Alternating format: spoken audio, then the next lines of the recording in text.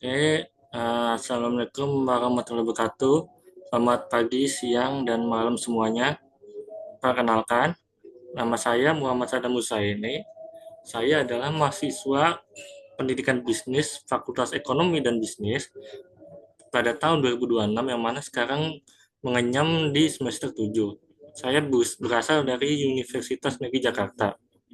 Untuk di video ini, saya ingin mempresentasikan PowerPoint seminar proposal saya yang mana berjudul Menjual Keberkahan, Persepsi Generasi Z terhadap Komersialisasi Agama pada Produk Air Mineral dan Garam di Jakarta. Jadi kalau begitu kita langsung saja ke slide pertama.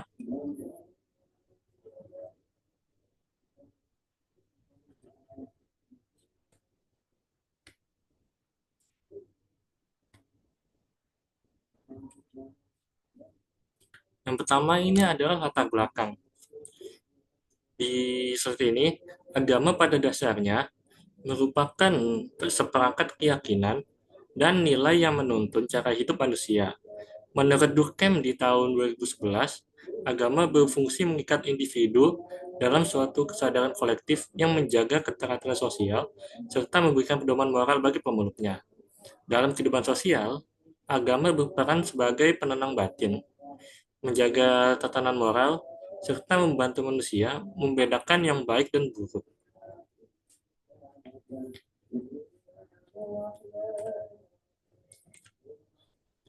Namun, dalam beberapa tahun terakhir, fenomena komersialisasi agama semakin marak terjadi di Indonesia. Fenomena ini sering disebut sebagai bentuk mabuk agama, yaitu kondisi ketika nilai religius tidak lagi dijalankan secara mendalam, melainkan dikomodifikasi demi kepentingan ekonomi.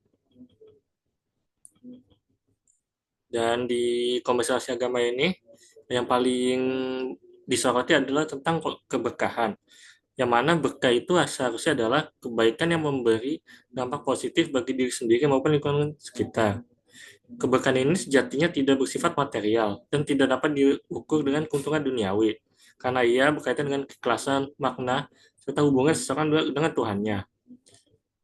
Namun, dalam beberapa tahun terakhir ini, fenomena komersialisasi agama ini semakin marak, terutama di pusat ekonomi yaitu Jakarta. Yang mana fenomena ini terlihat melalui praktik pada para tokoh agama seperti Habib Ustadz yang memanfaatkan simbol-simbol religius dalam aktivitas ekonomi dan pemasaran produk. Produk ini seperti contoh itu ada air mineral, garam, parfum, atau jimat-jimat tertentu. Yang mana ini diklaim mengandung keberkahan atau didoakan khusus sehingga menarik konsumen yang memiliki sensitivitas tinggi terhadap nilai-nilai spiritual.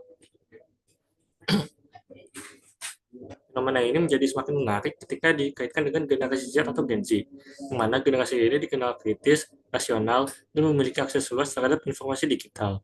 Namun mereka tetap dalam sosial yang religius. Produk yang saya sebutkan tadi seperti air mineral garam dipilih karena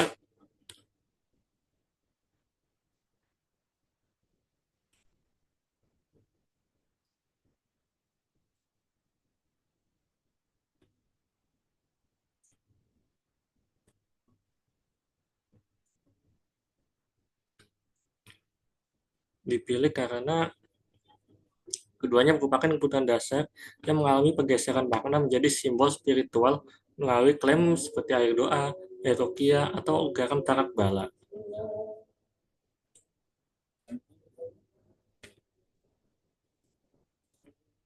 Selanjutnya ada identifikasi masalah. Di sini saya ada 4 identifikasi masalah. Yang pertama, munculnya fenomena komersialisasi agama di masyarakat, di mana nilai-nilai religius digunakan oleh banyak tokoh agama untuk meningkatkan penjualan produk. Yang kedua, belum jelasnya batas antara praktik bisnis yang etis dengan manipulasi nilai-nilai agama dalam strategi pemasaran. Ketiga, adanya potensi pengaruh komersialisasi agama terhadap cara pandang dan sikap generasi Z.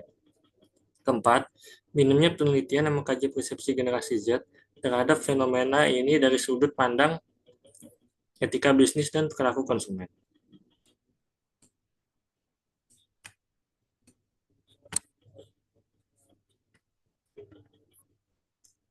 Selanjutnya ada pertanyaan penelitian.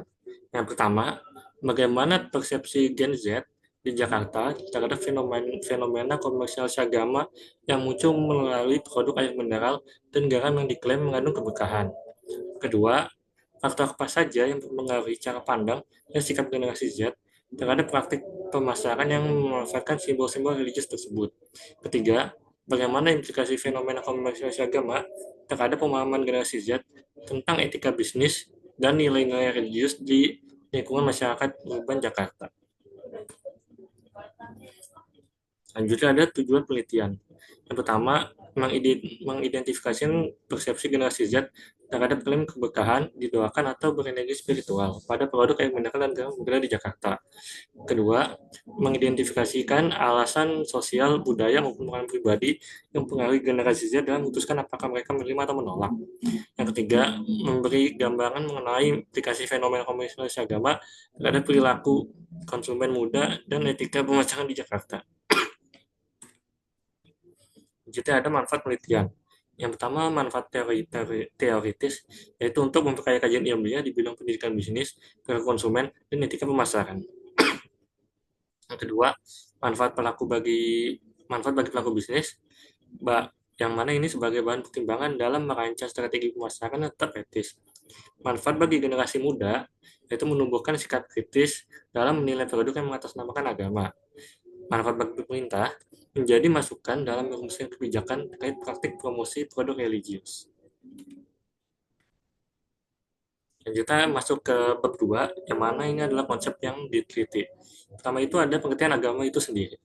Agama merupakan fondasi nilai yang membentuk cara berpikir, merasakan, dan bertindak individu. Gertis mendefinisikan agama sebagai system of symbols yang membentuk suasana hati, suasana batin, motivasi, dan di posisi psikologis manusia secara berkelanjutan. Dalam konteks Indonesia, agama melekat pada identitas sosial dan berfungsi sebagai pedoman moral dalam kehidupan sehari-hari. Berger menyebut agama sebagai word construction, yaitu mekanisme pembentuk dunia simbolik yang memberi legitimasi moral atau tindakan individu. Jadi ada konsep keberkahan. Siap pada tahun 2020 mendefinisikan keberkahan sebagai kebaikan yang meluas dan menetap, tidak bersifat sementara. Keberkahan tidak terbatas pada materi, tetapi mencakup ketenangan batin, keselamatan, lapangan rezeki, dan manfaat berkelanjutan. Secara sosiologis, keberkahan dipahami sebagai konstruksi kultural yang melekat pada objek tertentu. Dalam konteks modern, keberkahan mengalami pergeseran menjadi nilai tambah komersial. Air dan garam sering dipersepsikan sebagai nilai spiritual tambahan setelah melalui proses ritual keagamaan. Selanjutnya ada konsep komersialisasi agama. Berger mendefinisikan komersialisasi agama sebagai pemindahan simbol, nilai, dan praktik keagamaan dari ranah sakral ke ranah ekonomi. Agama tidak lagi hanya berfungsi sebagai pedoman moral, tetapi menjadi bagian logika pasar dan strategi komersial. Label religius seperti air rupiah, garam didoakan, produk keberkahan, itu bisa meningkatkan persepsi nilai dan legitimasi spiritual. Keterlibatan tokoh agama memperkuat kepercayaan dan melahirkan spiritual konsumsi. Selanjutnya persepsi Gen Z. Gen Z adalah individu yang lahir sekitar 1997 sampai 2012 dan menjadi kelompok demografis terbesar di Indonesia. Memiliki pola pikir kritis, adaptif, dan terbiasa memproses informasi menjumlah besar. Demokratis keagamaan, Gen Z tidak menjauh dari agama, tapi maknai secara lebih personal dan fleksibel. Gen Z dikenal rasional dan skeptis terhadap nilai spiritual. Cenderung melakukan evaluasi kritis terhadap produk berlabel religius, namun tetap responsif terhadap emosional marketing dan storytelling spiritual. Jadi ada kita masukkan ke teori of plan behavior atau TPB, mana TPB ini dikembangkan oleh Azen sebagai pengembangan teori of reaction action. TPB malah menjelaskan bahwa perilaku manusia tidak muncul secara spontan, tapi melalui proses pertimbangan rasional. Tindakan individu didahului oleh niat menjadi prediktor utama perilaku. Nanti itu menjelaskan bagaimana Gen Z mengevaluasi klaim keberkahan pada air mineral dan garam.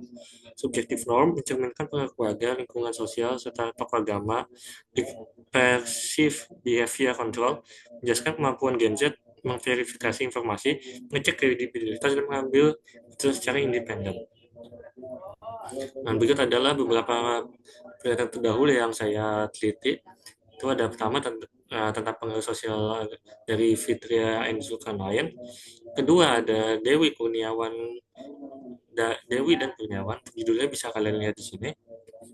Jadi ada Hidayah dan Maulida. Dan terakhir ada Salsabila yang mana di tahun 2023. Dan untuk lokasi dan waktu penelitian sendiri, lokasinya difokuskan pada kota Jakarta dengan sasaran generasi Z. Waktu penelitian yaitu saat sumber ini dibuat yaitu November 2025 sampai Januari 2026. Jadi ada kriteria informan, yang mana dalam metode kualitatif ini saya menggunakan metode wawancara, mana untuk narasumber atau informannya memiliki beberapa kriteria. Seperti contoh, berusia antara 19 sampai 29 tahun, berdomisili atau beraktivitas di Jakarta, pernah melihat atau berinteraksi dengan produk religius, aktif menggunakan media sosial, bersedia memberi waktu untuk diwawancara secara mendalam. Itu adalah teknik pengumpulan data. Pertama itu observasi, yang mana ini dilakukan untuk melihat bagaimana produk tersebut ditampilkan dan narasi keberkahan itu dibangun. Yang kedua, wawancara mendalam, di mana menggunakan daftar pertanyaan panduan namun tetap memberi ruang bagi informan untuk menyampaikan pengalaman. Yang terakhir ada dokumentasi, itu bisa berupa catatan, gambar, video, atau tulisan yang relevan dengan objek penelitian.